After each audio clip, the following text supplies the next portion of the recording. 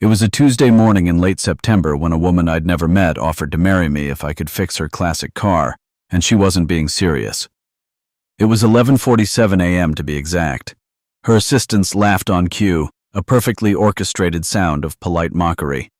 But then I lifted the hood of the '73 Porsche sitting in her temperature-controlled garage, scanned the engine bay for about 11 seconds, and my entire world tilted on its axis. I knew that car. I had worked on it over a decade earlier at a famous track in Germany, when I was still a young man with calloused hands and a head full of dreams. It was the summer of 2010. My wife, Caroline, was still alive then.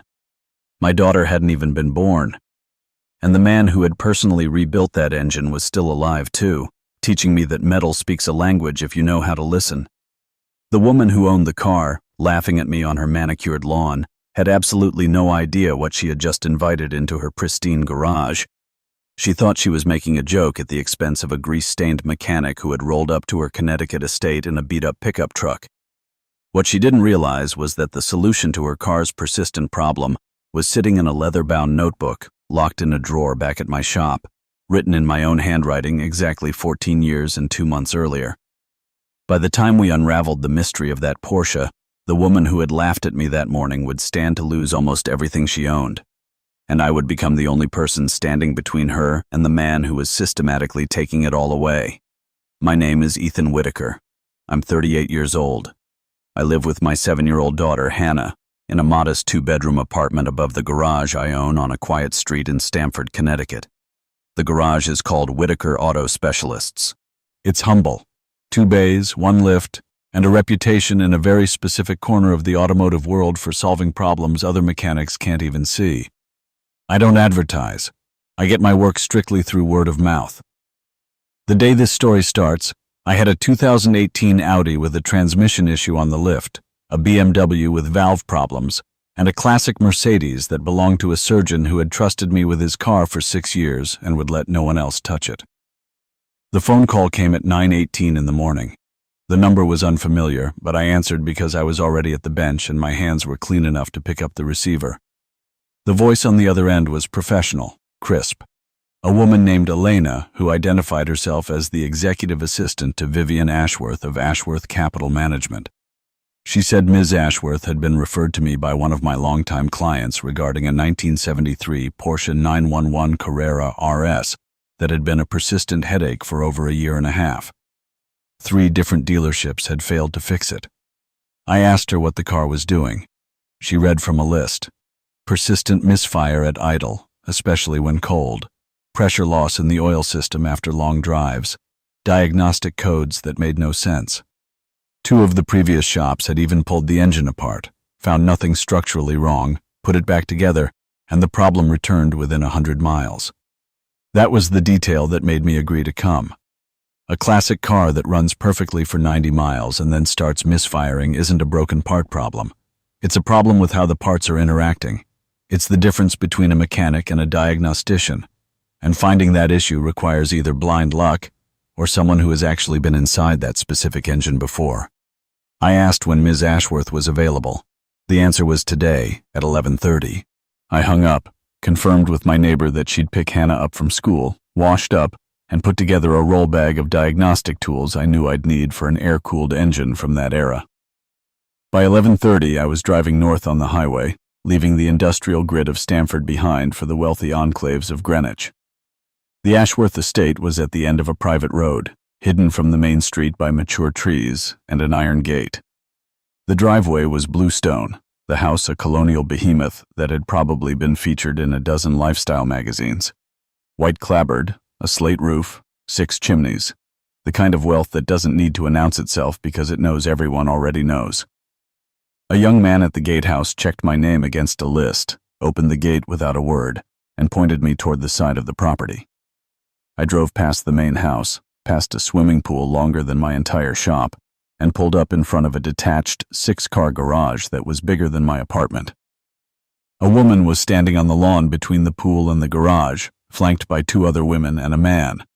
She wore a navy blazer, dark jeans, and the kind of loafers that probably cost more than my first car. Dark hair pulled back, a phone in her left hand. The posture of someone who had been giving orders to people who were paid to obey since she was in her 20s. Vivian Ashworth. I'd done a quick search before leaving. She was 38 years old, a senior partner at the hedge fund she had co-founded in 2014 with her late father's business partner. The fund managed billions, and she had inherited a substantial amount from her father, Charles Ashworth, who had died of cancer in 2019. But the growth since then was all her. She watched me get out of the truck without any expression whatsoever. Beside her, an older man in a gray cashmere sweater watched me with something closer to disdain. "Mr. Whitaker," she said, shaking my hand briefly. I nodded. "That's me, Vivian Ashworth. This is my partner at the fund, Preston Vance." I nodded at him. He offered a smile that didn't reach his eyes. He was probably in his late 40s, well-groomed, with the kind of tan that comes from vacations to places most people can't pronounce. "Let's get to it," she said, gesturing toward the garage. "The car is in the second bay. I have a meeting in Manhattan, so we have about an hour." I just needed to see it. She started walking, and I followed her into the garage. Inside, 5 cars sat parked like trophies: a black Range Rover, a silver Mercedes G-Wagon, a red Ferrari, a dark blue Bentley, and in the second bay, exactly where she'd said it would be, a magnificent white 1973 Porsche 911 Carrera RS 2.7 with the distinctive red script and the famous ducktail spoiler that made this car instantly recognizable to anyone with a pulse. I stopped at the front of the car. Not for the obvious reasons. I stopped because this specific car was triggering a memory I didn't ask for and couldn't immediately place. 3 shops looked at this, Preston said from behind me, including the dealer in White Plains. So if you're seeing something they didn't, I'd love to know. I ignored him. I walked around to the rear of the car and rested my hand on the engine cover. "You can pop it," Vivian said. "It's unlocked," I replied, lifting it. The first thing I saw was the air filter housing, slightly faded but original. The second thing I saw was the fan shroud, also original, with the correct factory paint code visible along the edge. The third thing I saw was the oil scavenge pump bracket on the lower left side of the engine bay, partially hidden by the wiring harness. It was handmade. The geometry was wrong. It wasn't factory. The bracket was angled about 7 degrees forward from where a stock bracket would sit. That specific pattern was something only one man had used to optimize oil flow under hard cornering: Heinrich Müller. I bent down to confirm what I was already certain of. There was a small stamp at the lower edge of the bracket, covered in a thin film of oil. I pulled out a microfiber cloth and wiped it once. MR04, Heinrich's personal mark. He had only made 7 of these brackets in his entire career outside of official production. They were personal projects, each one for a car he had personally rebuilt. I knew this because I had been there for 2 of them. I stayed in that position for a moment longer than I should have. My breathing slowed on its own. My hands didn't shake, but they became very still. The way they used to when I was working on a race car at Le Mans and a senior engineer was watching over my shoulder. Behind me, Vivian asked, "Did you find something?" I straightened up. I closed the engine cover gently. "I need to ask you a question. When did your father buy this car?" She paused. "Why?" "Because I need to know if it was already restored when he bought it, or if he had it worked on later." "It was already restored. He bought it in 1991 from a dealer in Frankfurt, kept it in Germany for years before importing it." "Why does that matter?" "It matters because someone has been inside this engine bay in the last 18 months and replaced a component that shouldn't have been replaced." Preston shifted his weight behind me. I noticed it. It's like feeling a pressure change when a door opens in another room. "Replaced with what?" she asked.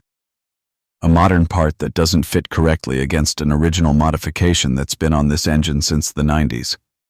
That mismatch is causing your misfire and pressure loss. The car runs fine until heat expands the part out of alignment, which happens around 80 to 100 miles of sustained driving." Vivian looked at me, then at the car. "How long to fix?" 2 days to diagnose properly, 1 day to source a period correct part and install it, 3 days total. Preston spoke up before she could answer. 3 shops missed this? Are you sure you're not seeing things? I looked at him directly for the first time. He was the kind of man who used questions as weapons. I'm saying they were diagnosing a modern car. This isn't modern. If you don't know the modifications are there, you don't know to look for them. Vivian made a small sound that was almost a laugh. Fix this thing and I'll marry you, Mr. Whitaker. Her assistants laughed. Preston smiled. I did not respond. I just latched the engine cover gently. I'll need 3 working days.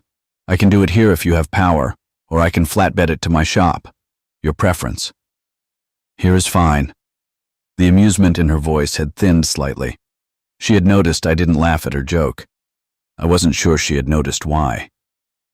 I drove home and made a phone call I hadn't made in 2 years. To Klaus Reinhardt, a retired Porsche engineer living about 30 minutes away in Westchester County. I'd met him at a vintage car event years ago, and he had recognized something in me immediately. He answered on the 4th ring. His voice was slow, deliberate, with the precise consonants of someone who had learned English later in life. Ethan. Klaus, I need you to confirm something for me. Tell me. Heinrich Muller built 7 brackets outside of official production. Do you know which cars? A long pause. Why do you ask? Because I just saw one. Another pause, longer than the first. Where? Greenwich. A 73 Carrera RS, Grand Prix white, MR04 stamp, bought by an American collector in Frankfurt in '91. Klaus exhaled heavily. That's the car Heinrich brought to the workshop in the summer of 2010 for a refresh. You worked on it. I worked on it. He sold it to fund his son's medical school. The buyer was an American. Yes, through a broker. Charles Ashworth, I think. I had to sit down. That's the family. The car is now owned by the daughter. She doesn't know any of this. Klaus was quiet for a long moment. Heinrich kept records of every car he rebuilt, handwritten volumes. After he died, his daughter inherited them. They're in the Porsche Museum archive now. His original logs from 2010, I said. They have my signature on the work order pages. Yes. Klaus, I need high-resolution scans of every page that references this car. I'll pay for the reproduction. I need it within a week. I will call his daughter tomorrow. She can scan them directly. Then Klaus added something that made me stop breathing for a moment. Ethan, Heinrich wrote about you in that volume. Not just your signature. He talked about you. He said you understood the work without needing it explained twice. He liked you. I didn't say anything for a while. Send me the scans when you have them. The next morning, I arrived at the estate at exactly 8 a.m. The gate code worked. A young mechanic named Marco was waiting near the Porsche. He had been instructed to assist me and provide access to whatever I needed. For the first 90 minutes, I did nothing but photograph the engine bay from 20 different angles, document every modification, and write down every part number. I did it slowly, methodically. I needed to be certain the Heinrich modifications were exactly as I remembered them. They were. At 9:47, Vivian came into the garage. She wore jeans and a sweater, hair down, a coffee mug in her hand. Elena said you've been here since 8. Have you slept? Yes. That was a yes or no answer to the wrong question. She made that small sound again, like a laugh. She walked to the bench and looked at my notes. What are you doing right now? Documenting. Before I take anything apart, I need to know what was here when I started. Why? Because if something goes missing later, I want to prove it wasn't me. She studied me for a long moment. That's an unusual concern for a mechanic to have. It's an unusual car. She nodded slowly. She watched me work for about 10 minutes without asking anything else. Then she said, I have a call. I'll be back later. I worked through the rest of the morning. By noon, I had identified the offending part. An oil scavenge pump from a California company that made parts for resto mod builds, for owners who didn't care about authenticity. But here's the thing. The part itself was well made. It was just wrong for this engine. and it had been installed in a way that disabled Heinrich's bracket entirely. More importantly, the installation looked like work done by someone who knew exactly what they were disabling. I drove back to Stamford that evening, put Hannah to bed, and sat at my kitchen table with my phone, pulling up public records on Ashworth Capital Management. I found the most recent filing with the SEC. The 1973 Porsche was listed on the schedule. It was valued at $385,000. But a fully documented 1973 Carrera RS with verified Heinrich Müller provenance would auction for somewhere between $1.4 million and $1.8 million. The car had been deliberately devalued on the firm's books by approximately $1 million. I sat with that for a long time. The next morning, I called James Holloway, an attorney I knew in Stamford. I brought him the SEC filing, my photographs, the auction comparables, and a brief summary of what I'd observed. He read everything without speaking for about 12 minutes. When he was done, he looked up. "You're saying someone has been inside that engine and made changes specifically designed to defeat authentication of the car's restoration history?" "Yes."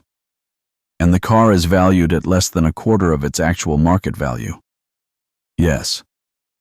"And the person who would have authority to do both of those things is the same person?" "Preston Vance."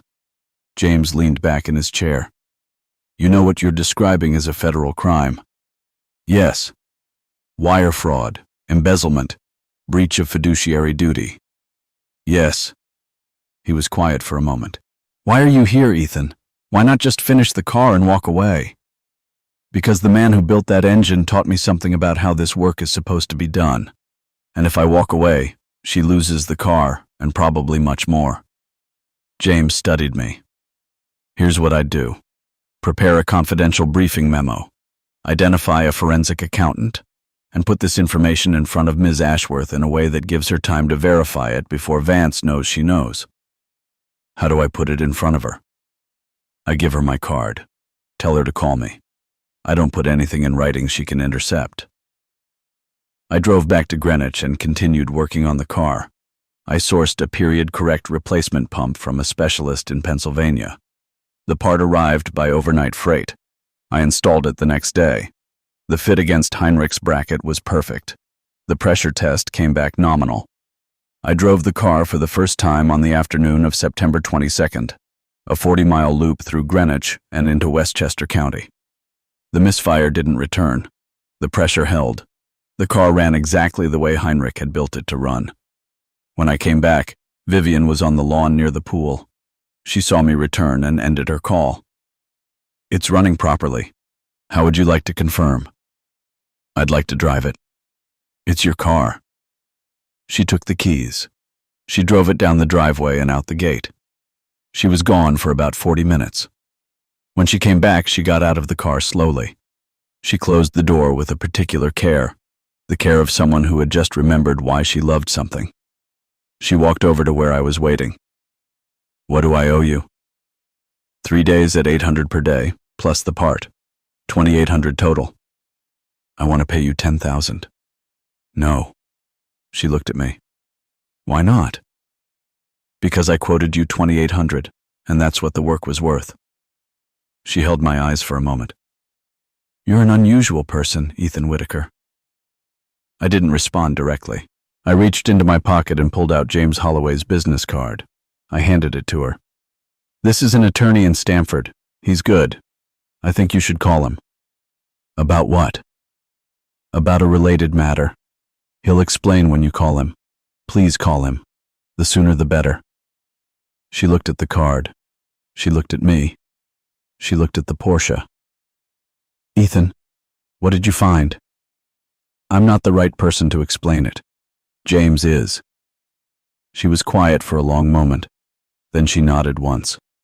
She put the card in her pocket. She paid me the $2,800 by transfer before I left. She called James the next morning. He called me the day after to tell me she had retained him formally. He thanked me for the referral and said he'd recommended she engage a forensic accountant immediately. 2 weeks passed. Then I got a call from a forensic accountant working with James on the Ashworth Capital matter. She asked me specific questions about my observations, the modifications, the dates, the aftermarket part. The conversation took about 40 minutes. At the end, she said something that chilled me. "Mr. Whitaker, the car was the smallest part of what was happening. I can't share details, but the scale of the broader pattern is significant. 8 figures. The next week, James called again. He said Ms. Ashworth had decided to proceed with civil and criminal action. The civil complaint would be filed in Connecticut State Court. The criminal referral would go to the FBI. The civil complaint was filed in November. It alleged breach of fiduciary duty, conversion of assets, fraudulent misrepresentation, and self-dealing through related party transactions. It named Preston Vance personally and 2 LLCs he controlled. Preston was served at his home on a Tuesday evening. The FBI executed search warrants at the firm's offices and at his residence a few days later. Federal charges of wire fraud and embezzlement were filed. Preston was arrested at his home and released on bond. On November 23rd, Preston Vance came to my shop. I was alone. Hannah was at school. He walked in without knocking. He wore a charcoal overcoat and those same expensive loafers. His face was harder now. His tan had faded. "Mr. Whitaker, you shouldn't be here. I'll be brief. I have an offer for you." "I'm not interested." He set a folded check on my workbench. $200,000. In exchange, you cease cooperation with the federal investigation. You become unavailable as a witness. You claim memory issues. Anything. I'm not interested. It's a one-time offer. Then it ends here. He looked at me for a long moment. His face shifted into something I'd seen before, in other men, in other situations. The face of a man calculating which threat will land. "Your daughter, Hannah. She's at Stanford Academy, gets out at 3. Mrs. Sullivan picks her up most days. Sometimes she walks to the bus stop on Elm Street. I'm told she likes the bench near the corner, the one with the maple tree." I stopped what I was doing. I set down the wrench I was holding. I walked around the workbench. He took a step back. "Get out of my shop. Right now. I'm just observing what's in the public record. Get out." He held my eyes for another second. Then he picked the check off the bench, put it back in his pocket, and walked out. I called Detective Mendez of the Greenwich PD 10 minutes later. He had been the local point of contact before the feds took over. I told him exactly what Preston had said about Hannah, exactly which streets and which times he had referenced, exactly what the offer had been. Mendez took it seriously. He coordinated with the FBI within 2 hours. A protective detail was assigned to Hannah's school and to my shop within 24 hours. The threat itself was added to the federal indictment as witness intimidation. Preston's attorneys initiated plea negotiations within a week. The plea agreement was finalized in January. Preston Vance pleaded guilty to 1 count of wire fraud and 1 count of witness tampering. He was sentenced to 36 months in federal custody. He agreed to restitution of $14 million to Ashworth Capital Management. He surrendered his interest in the firm. He was barred from the financial services industry. I testified at his sentencing hearing. My testimony lasted 47 minutes. I described the engine bay observations, the modifications, the authentication issues, and the conversation in my shop on November 23rd. The judge sentenced him at the upper end of the range, specifically citing the threat against my daughter as an aggravating factor. When I walked out of the courthouse that afternoon, the sky was that January gray that Connecticut gets after a storm passes through, cold and dry. I drove back to Stanford. I picked Hannah up from school. We made spaghetti for dinner. She fell asleep on the couch with her head on my arm and her wooden toy car on her chest. I didn't see Vivian again until the end of January. She came to the shop on a Wednesday afternoon. It was 2:14. Hannah was still at school. She wore jeans and a wool coat, a small wrapped package under her arm. She came in through the front. The bell over the door chimed. She stood near the front of the shop. She didn't come closer. I should have called. You shouldn't have to. She held out the package. It was wrapped in plain brown paper and tied with twine. Klaus Reinhardt arranged this with Annalise Miller. He said you'd know what it was. I took it. I knew what it was before I unwrapped it. It was Heinrich's 2010 worklog volume, the original, the actual leather-bound book. How? I asked. Klaus knew Anneliese personally. He told her what happened. She agreed to lend me the volume directly. Klaus thought you should see it. I opened it. The pages were thick, yellowed at the edges, hand-numbered. Heinrich's writing was small and precise, mostly in German with occasional notes in English. I found page 47. The work order for the 1973 Carrera RS Lightweight Refresh, dated June 14, 2010. My signature was at the bottom of the page. Below it, in Heinrich's hand, was a short note in German. I read it. I read it twice. It said, roughly translated, "The American apprentice has the hands. Whether he will have the patience is a question only time can answer. I am inclined to believe he will." Vivian was watching me. What does it say? I closed the book gently. I set it on the workbench. It says he thought I might turn out all right. She nodded slowly. Did you? Turn out all right? I thought about it for a moment. My wife thought so. My daughter, I hope, will think so. The rest is harder to be sure about. She didn't respond immediately. The shop was quiet. Through the front windows, the light was thin and clean. She said, "I want to thank you properly, not with money, with something that would actually mean something." You don't have to. I know, but I want to. She told me Klaus had mentioned a Porsche restoration program at Lime Rock Park. They were building a permanent classics workshop. They needed a senior technical lead. Klaus had recommended me. I looked at her. That's not your thanks. That's Klaus's recommendation. He said he wouldn't have known to recommend you if I hadn't asked him about you. I didn't say anything. I have a daughter who needs school continuity. I have a business I built from nothing. I can't just move. Lime Rock is 45 minutes from Stamford. You could keep this shop. You could do both. Why are you doing this? She held my eyes. Because you did something for me in September that I didn't ask you to do and didn't know how to thank you for. I've thought about it for 4 months. I'm not asking for anything in return. I'm just trying to make sure that the person who made my life make sense again gets to do work that matches who he actually is. I looked at the work log on the bench. I looked at her. I looked at the wooden toy car that Hannah had left on my workbench that morning. I'll have the conversation. That's all I'm asking. She turned to leave. She paused at the door. Ethan? Yes. I'm sorry about the joke in September. I didn't know who you were. You weren't supposed to know. That's not what the work is for. She smiled for the first time. Will you bring Hannah to Lime Rock if you take the conversation forward? I'd like to meet her properly, not in a garage, just as a person. If she wants to come, yes. Thank you. She left. I stood at the workbench for a long time after she was gone. I opened the work log to page 47 again. I touched my own 24-year-old signature with the tip of my finger. Hannah came home at 3:15.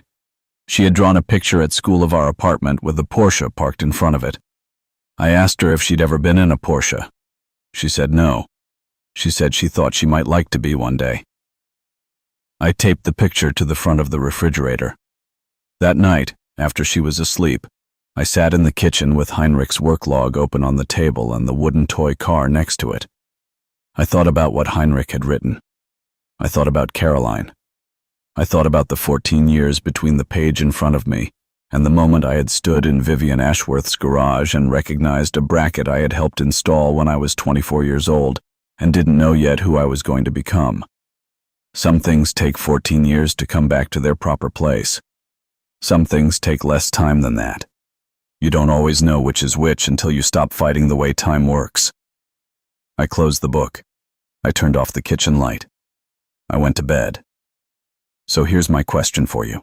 If you had been Ethan that morning in September, standing in that garage in Greenwich, recognizing the work of a man who had taught you everything you knew, with a woman behind you who had just made a joke at your expense, what would you have done? Would you have told her the truth right then? Would you have walked away? Or would you have done what Ethan did and let the work speak for itself. Tell me in the comments. I read every single one. And if this story made you feel something, if it made you think about the people in your own life who are quietly carrying skills and stories you never knew about, hit that like button, subscribe to my channel for more stories like this, and share this video with someone who needs to hear it. Because the people who built the world we live in usually don't tell you that they built it. You have to learn to look.